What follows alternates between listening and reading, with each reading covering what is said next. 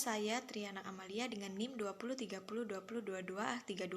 Di sini saya akan menjelaskan materi tentang mengkonstruk masyarakat liberal berbasis akhlak.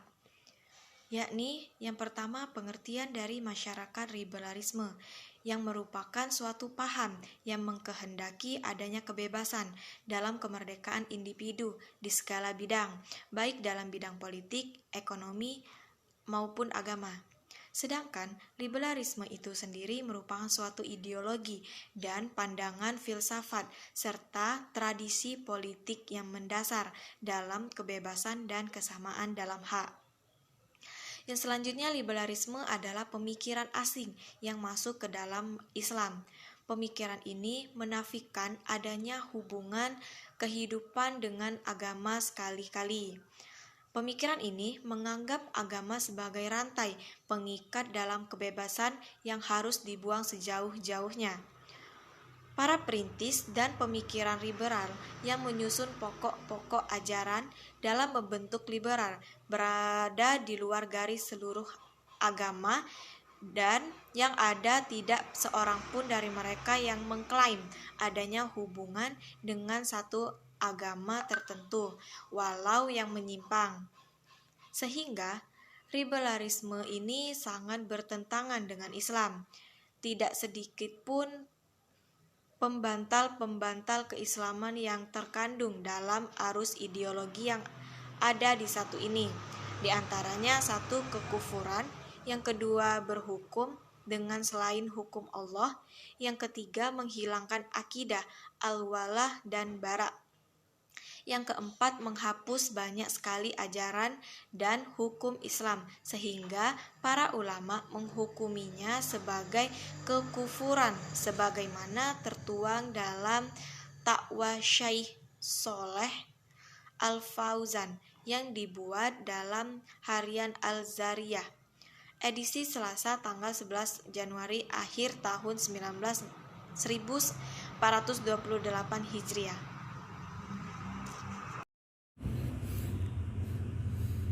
Baiklah, saya di Happy Pratama dengan NIM 2030202219, yaitu tentang asas pemikiran liberal. 1. Kebebasan.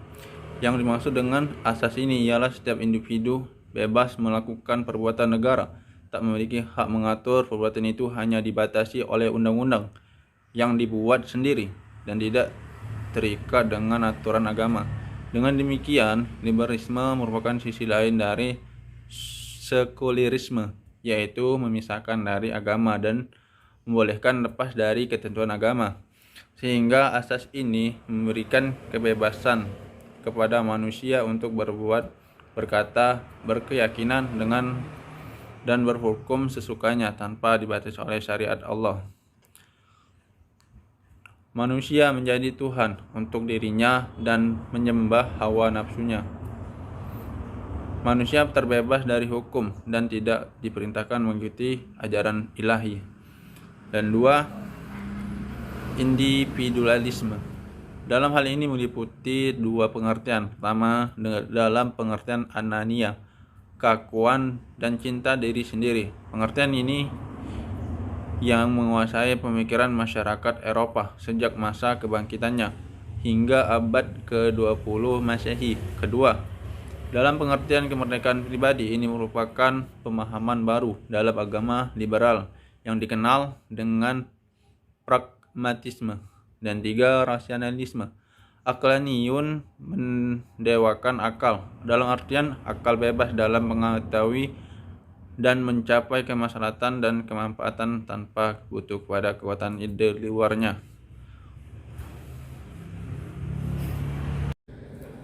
Oke, saya Rio Saputra dengan NIM 2030202244 akan menyambungkan materi dari kelompok kami, yaitu upaya menyatukan Islam dan liberal. Upaya menyatukan liberalisme ke dalam Islam sudah dilakukan oleh gerakan Islahiyah, pimpinan Muhammad Abduh dan para muridnya. Kemudian pada tahun 60-an muncullah gerakan pembaru atau madrasah At-Tajdid dengan tokoh seperti Rifa'ah Tantawi dan Khairuddin At-Tunisi.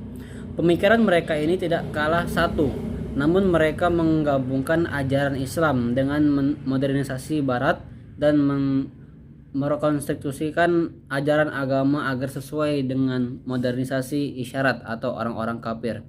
Oleh karena itu, pemikiran mereka berbeda-beda sesuai dengan pengetahuan mereka terhadap modernisasi di Barat dan kemajuannya yang terus berkembang.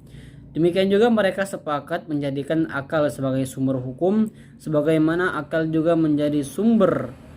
Jelaslah kaum reformis dan modernis ini ternyata memiliki prinsip dan latar belakang serta orientasi pemikiran yang berbeda-beda. Atau dengan cara membolak-balikan fakta dan realitas ajaran Islam sejati dalam pemikiran dan gerakannya.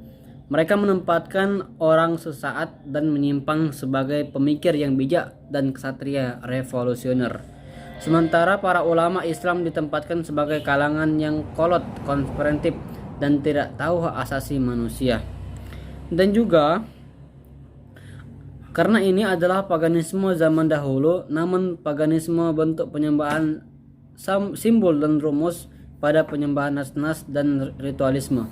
Sebenarnya hakikat usaha mereka ini adalah mengajak kaum muslimin untuk mengikuti ajaran dan pemikiran Barat dan menghilangkan akidah Islam dari tubuh kaum muslimin.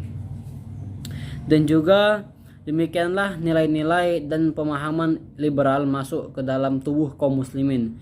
Kita berlindung kepada Allah Subhanahu wa taala darinya dan dari semua penyeru ajaran ini. Sekian dan terima kasih.